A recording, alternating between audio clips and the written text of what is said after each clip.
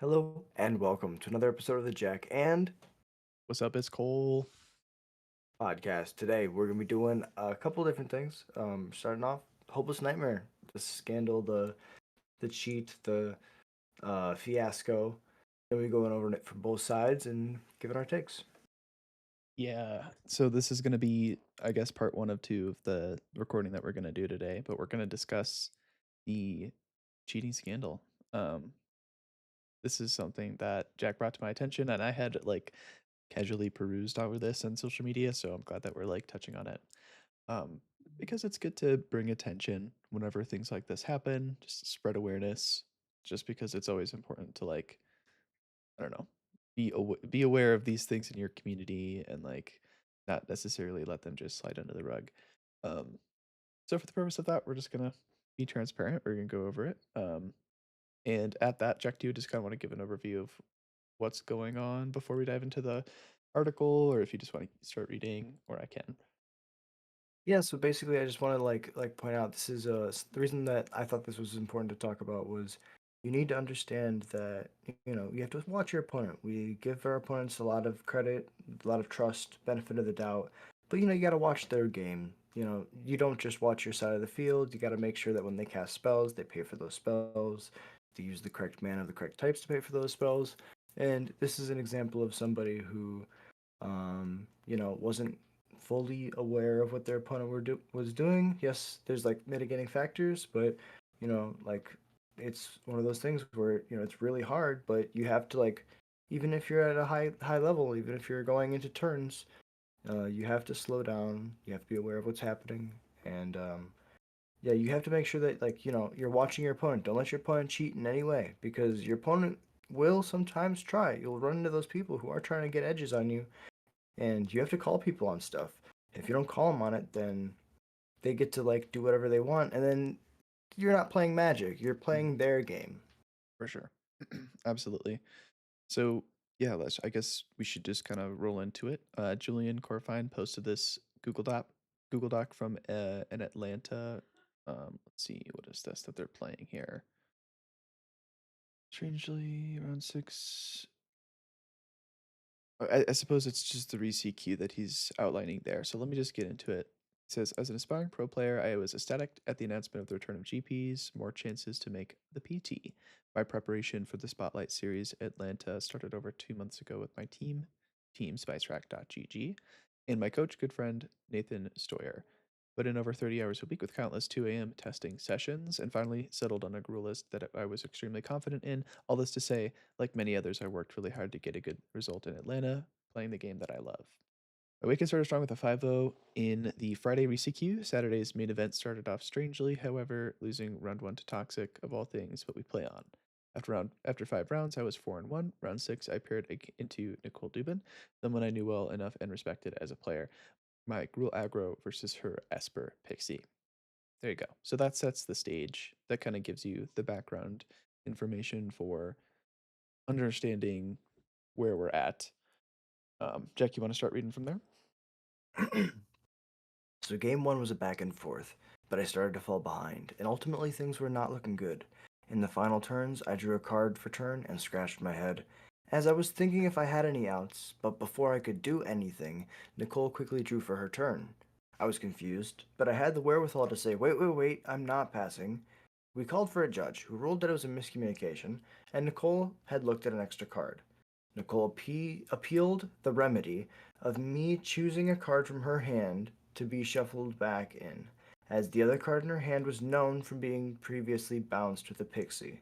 She won the appeal, and I had no issues with this whatsoever. It was an honest miscommunication. Game 2 was quick. I got out a fast start. She missed on a land drop. I won. Game 3 was reasonably ahead in the early turns, as she drew a temporary lockdown. Still, I was applying pressure while not overcommitting into a sweeper, so things were going according to plan. I was starting to run her out of cards with questing druids, and her life total was getting very low. Then the match took a turn. Nicole was at 3. I was at 8. It was Nicole's turn, and I was hellbent with an Emberheart Challenger in play. Nicole had 6 lands in play, 3 cards in hand, one of which is a known hopeless nightmare, and a 2/2 nurturing pixie in play. She moved to combat and attacked with the pixie, putting me 2/6 life. At this point, she tanked for a long while. Suddenly, her energy and her pace changed. She started moving her cards at lightning speed, knocking over some dice on the table, quickly played the Hopeless Nightmare, passed the turn, and announced a scroll shift on the Hopeless Nightmare in my draw step, all with a frantic pace. So I think we should stop Importantly, here. Oh, no, no, go yeah, ahead. go ahead. That's actually a good, and then we Up, can stop after that. importantly, up until this point in the match, Nicole played meticulously. She announced every trigger. She even made sure to announce which land she was using to filter her prisms with. She played at a very controlled but reasonable pace and was deliberate in each action she took.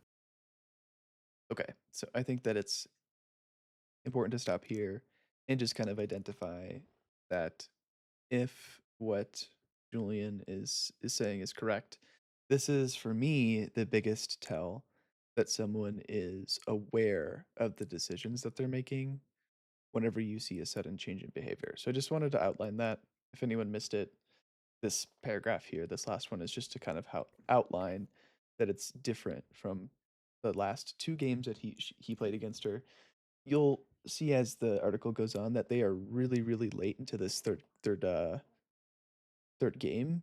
They're in turns, and got an extension. So it's like they're basically in like the pace of play where you are in turns and the clock does not matter anymore. So at that point, it's like you've already made your bed. You can go as slow as you want because there's no timer involved. And obviously, like game rule violation, judges are probably looking at you, so you can't like be completely sluggish, but you don't have to worry about the clock. So I just wanted to mention that before we get back into it. Yeah, and you don't really fast play. You don't really like hurry through things, right? You feel pressure, but at the same time, right? These players are both X1, and they're both. I think didn't they say they were 4-1 going into this round? So Hmm. both players are 4-1. X2 probably means that you're like sliding towards heading out of the tournament, and this is like really important timing. And to change tempo. You usually think about what's the catalyst, what causes someone to act in a certain way, right? Because people don't just start acting um, in Right. a way just because there's reasons. Exactly. Yeah. So super, super important to identify that before we move on. And then we could just kind of alternate here. So I'll just Back and pick it forth. back up. Yeah. I was taken aback with the sudden change in demeanor and the pace of play. And between marking down the life loss from Hopeless Nightmare and quickly moving to my turn and casting the draw step scroll shift, I hadn't noticed that she didn't tap mana for the Hopeless Nightmare. So this, two paragraphs ago, when he was saying she tanked for a long while, and then after that, she started moving her cards at lightning speed, knocked some dice on the table, quickly played the Hopeless Nightmare, passed, and did the scroll shift. So it was at this point in the interaction where she did not pay mana for her Hopeless Nightmare, right after she knocked some dice off the table, potentially, um, and all that good stuff. Well, and this is also I want to point out real quick. This is a high caliber player, Yeah, and this is a high caliber player, um, knowing knowing how the rules are going to work, right? If you can get to the draw step and cast a spell, that's hidden information somewhat. You've revealed the scroll shift, so there might be like an edge that she's playing to, which we might talk about later. exactly. Yeah. So I hadn't noticed she didn't tap the mana for Hopeless Nightmare. So at this point in the interaction, we are in Julian's draw step.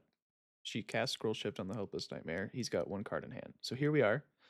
Here we were in my draw step with a scroll shift targeting the Hopeless Nightmare after I had drawn the only card in my hand. I happened to draw Questing Druid for my turn and casting the Beast in response. So he drew the Questing Druid. This was basically like probably as he's drawing the card, if she said it really fast, or maybe even before, like dressed up scroll shift. He draws the card. He sees that it's a Questing Druid, so he's like, I've got mana up, seek the Beast. Right? So that's what happened. Resolve my prowess trigger and my spell, exiling Paw Patch formation and a land. She had no blockers and was at 3 life, facing down a 3/3 challenger, having spent 4 of her 6 lands to cast a Hopeless Nightmare and a Scroll Shift, except there were 3 untapped lands across from me. Some spectators paused the match and pointed out that Nicole hadn't paid enough mana for her spells. So I had actually not seen this the first time I read through it. It wasn't him that caught it. Spectators paused the match and said, "Hey," because I do believe like spectators are not technically allowed to provide outside information to players. However, if an inaccurate board Mhm. state is displayed, I do believe that they are able to say, "Hey, not a game action that you're allowed to take, or the board state's incorrect." The spectators just call a judge. So yeah, what they did is they said, "Hey, you're not allowed to do that." And then as soon as they see, because what a spectator will do is they'll see an inaccurate board state, they'll say, "Pause this game. I'm calling a judge." Those are the words that people I've heard people use Mm, is pause. The game is on pause. I'm going to grab a judge. Like you don't understand what you've done.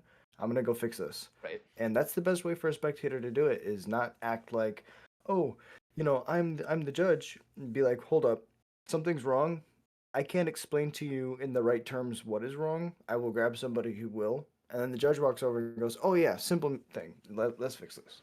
Yeah. And I guess that makes a lot more sense. You call the judge over, you tell them what you know, and you don't like reveal it to the players because you could potentially then be providing outside information. And you want to avoid that at all costs, obviously. But so yeah, and then I'll just read the next paragraph and we can stop. The first judge came over and ruled that she didn't have to tap the land. That's a pretty like that's not a very elaborate explanation of the appeal, which kind of makes sense. You tell them what happened and they tell you the result. But he appealed. Then Abe, the head judge, upheld the call. Their argument was that cards had been revealed from a hidden zone. So the card that was drawn for turn, as well as probably the questing druid cards. So we And the couldn't, scroll shift. yeah, scroll shift potentially, yeah. So we couldn't back up a phase. I pleaded with the judges, telling them that she would literally alter that this would literally alter the outcome of the entire match, but they simply ignored me. Okay, so I think we could stop there. How are you feeling Yeah. from here, like in terms of reading it, going through this experience with the person? So the first thing that came to my mind when I read this was like this.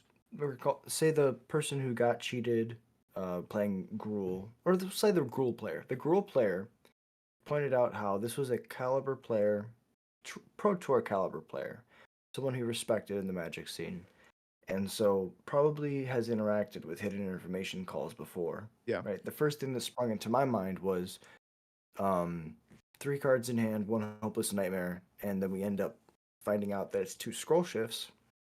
That's 6 damage after the attack with the pixie. The opponent's at 6, so that's just lethal.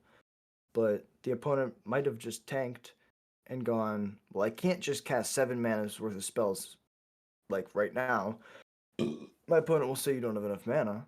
But what if I cast 1 mana now and then cast another like 3 mana in their turn, but I don't pay for my mana? If I can get to the draw step, which is literally what you do when you like Culligan's command in their turn, right? Mhm. You go like, here's my land. I'm gonna cast Culligan's command, but in your draw step. Right. So they go literally fast forward from like their turn to the draw step, Right. and then the opponent instinctively draws the card. And if they allow themselves to get there, then the information is gained, and the judge is going to rule this way. And so that I instinctively like kind of was fearing the worst. I was like, well, if this person knew about that and knew about how the rules would end up ruling or how the judge would end up ruling in this situation, Yeah. it could be like a play towards the rules. Yeah, and it is really important to identify that spectators had caught this because, you know, Julian, unfortunate for the situation that they find themselves in, I do think potentially could have saved themselves um some heartache by like taking their time, being like, okay, you're draw step scroll shifting me. What's going on here?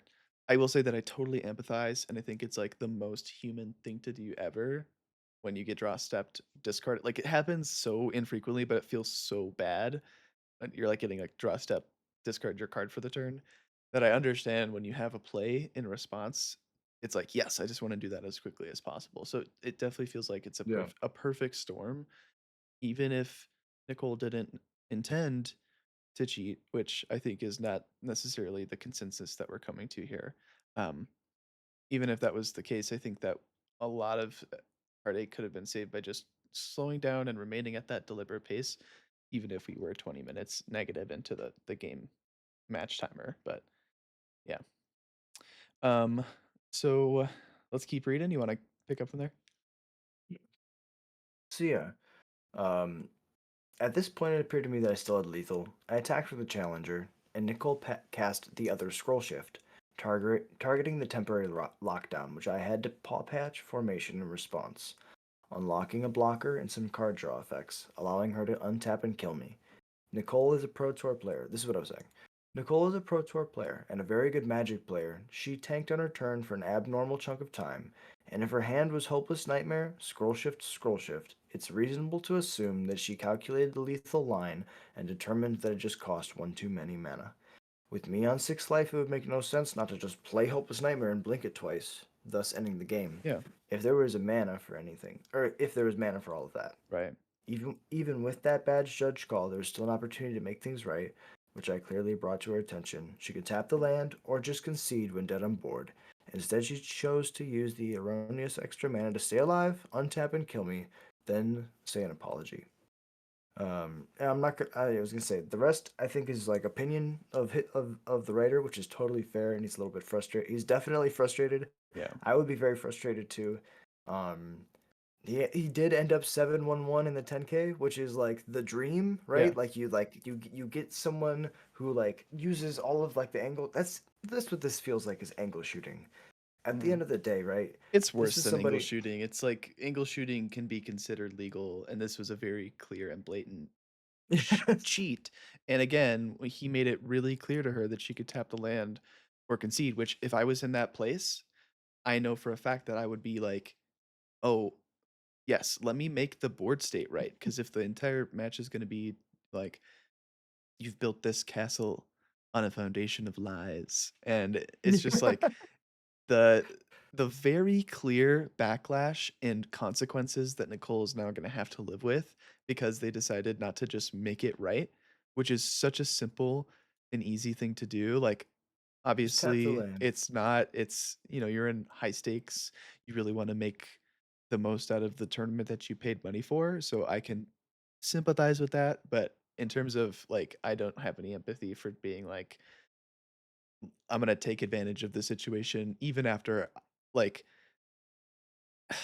this paragraph right here makes me feel like it's there's just it kind of erases any sort of chance of it being a mistake. If this is true and they mumbled an apology, like, that's just a huge feel bad. So, super, Exactly. super It's like shout out. it's Yeah, yeah, shout out to the role player for sure. And that's my point. That's my feeling as well. So I feel like a lot of people definitely would resonate with us because it's such an easy fix in the moment, right? You're 20 minutes into turns, like you're like playing a really close good game, and then you just like make a mistake, but you decide to play to the judge. It's a 50-50 chance whether or not the judge rules with you, and the judge decides to rule with you. There's another 50-50 chance that the head judge rules with that judge. They also rule with them, and then you just get a lotus petal. yeah. And your opponent's staring at you like you shouldn't have that lotus petal.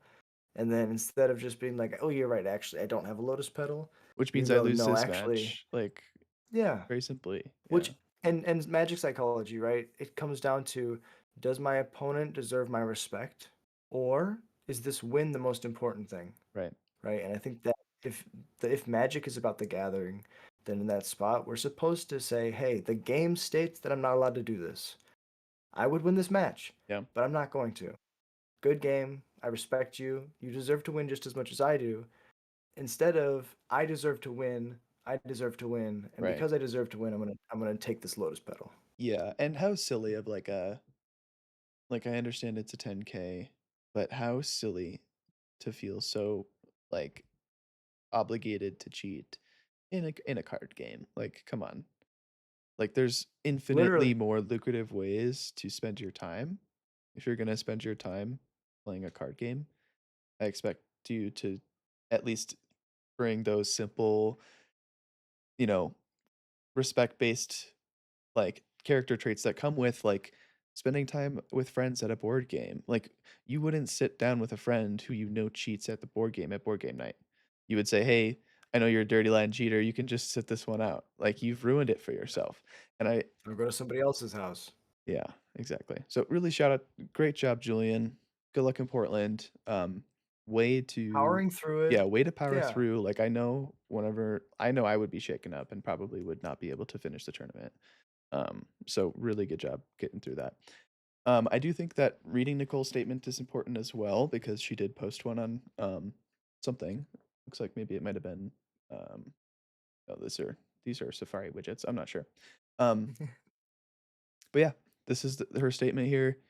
I think Both that sides are important. I think that it's really important to read her side of it to kind of just understand where the parallels lie, and we can just go from there. So I'll read the first paragraph. If you want to take the second, we can just do that. Um, So starting Nicole's statement starts with, "I would like to apologize for a mistake I made in round 6 of Spotlight Series Atlanta. On turn 3 of extra turns, while I am certain that I intended to do so, I did not spend mana to cast a hopeless nightmare. And by the time it was brought to the attention of me and my opponent, we had both cast spells during my opponent's draw step. The head judge stated that too much had progressed for us to back up, and that I did not have to spend mana that I should have paid for my spell during my turn. I proceeded to cast an additional spell using mana that I should not have had access to if I had paid for my spell correctly on my turn, which altered the outcome of the match. Is That's extreme. pretty. That I was gonna say that's pretty big. That's really big. Yeah, so it basically It confirms exactly what Julian said. Yeah, it's one of those things where it's like it literally changes everything. It was an extremely stressful moment. We had already had a 16-minute judge call, and we were into turns and 20 minutes past the end of the round. There was a large crowd of people surrounding us, something that was overwhelming for me. One of my opponent's teammates was screaming at the judge, complaining about his ruling and hurling insults at him. In the heat of the moment, the decision I chose to make was to go with the head judge, what the head judge said to do, continue on with as the board state was. I now can see that it was wrong, and that by doing so I deprived my opponent of the match win, and gave myself the opportunity to win the match on my final turn. As a result of my heat of the moment decision making, I've let down my teammates, friends, and myself. I know I'm going to face a lot of scrutiny moving forward, and I welcome it. This is truly not the kind of player I believe I strive to be, and only through time will I be able to work to regain the trust of this community. This is a good apology. I feel like this is like well thought out, probably feels really, really bad, but the top kind of makes me feel a little bit uh disingenuous. The intent was one of the things that really matters in this situation, right? Did you intend to do it beforehand? And in the second sentence, they reference, "I'm certain I didn't intend." Mm. I'm certain I didn't intend I'm to, certain to I do this. didn't intend. Yeah. That's very telling grammar. That's very telling grammar right Yeah. there. It does that sentence does feel disingenuous. I will say, I do also agree that I think it's a valid apology, although you will never escape the eagle eyes Right? of the Magic community from now on. Like, if We're you gonna watch are you. We're gonna watch you. yeah, like, for me, that's how I feel about it. It's like and really, shout out to Sheldon, you know, RIP, but, like, he when he was in his head judge days, had a zero tolerance policy for cheating, and I really do think that if you're gonna be grinding the 10K scene, you need to eliminate any sort of chance that Yep. there is people out there, um, who are taking advantage of other people's goodwill. Because I genuinely do believe that people sit down, like myself, and there's an expectation that we're both gonna play the game fairly, and it's every single time that I see more and more of this, it makes me feel like, um, you just don't have that luxury anymore as a Magic player. So, yeah, And like it's sad because we're supposed to have a safe community. yeah, for sure. So that's it. I mean, it's That's stuff, you know. it's tea. It's tea. It's both It sides. it's tea. That's a We're great point. But yeah, that's it for us. We're just gonna do a short video on this one, and then we're gonna hop over and do some Aether Drift spoilers. So yeah, thanks for tuning in. This was fun to record. I think that talking about the magic controversial moments are important again, so they don't slip through the cracks and let people feel like they can get away with things. So yeah. Because if you do this kind of stuff, if you cheat, and you don't just fix it, like it's such if this was like a harder fix, I could understand it, right? No one's shaming someone in a super hard situation for doing something and then like not being able to walk it back because it's so complicated. This is literally not tapping your lands to cast your spells, which is the first thing that someone teaches you. When you're playing Magic the first day, Yeah. you're like, I'm gonna play this spell. They're like, okay, well tap your lands. Yeah. And so I think we talked when the last time we talked about this, you brought up a really good point where it's like I don't remember the last time I went to cast a spell and didn't tap my lands. Like at it's all. it's I'm pretty sure you're supposed to, like, legally speaking in a tournament setting, you need to tap your mana before you cast your spells. I've been to a like a 5K or something, and I remember playing Jeskai Stoneblade, and I would activate my Stoneforge or something, and I wouldn't tap my lands first, and a judge came over and said, "Hey, you need to make sure that you're doing that." So it's like, it's true. I don't remember the last time that I was like, "Oh, I'm casting my spell and I didn't pay any mana for it." It's just like the most basic is, especially if you're in a Pro Tour scene. And yeah, it's harder and harder to give people the benefit of the doubt, when it feels suspicious. So Especially when the easy fix, you have like infinite opportunities to tap that land. yeah. You have opportunities at all the phases. Mhm. Once the judge has been called, once the head judge has been called, once your opponent reminds you that it's wrong, Yeah. once spectators are like staring at you that it's wrong, once you win the game and you say I'm sorry for winning the game, Mhm. like there's infinite opportunities. And I feel like you just have to respect your opponent. Yeah. This is a game where we are all trying to have fun together, and if we don't respect each other, we're not gonna have fun. Yeah. It's a great point. Great point. All right. Well, that's it for that. We'll catch you later. It's been the Jack and Cole podcast. Or I should say this has been the Cole and The Jack podcast. there it is. All right, catch you next time. Peace.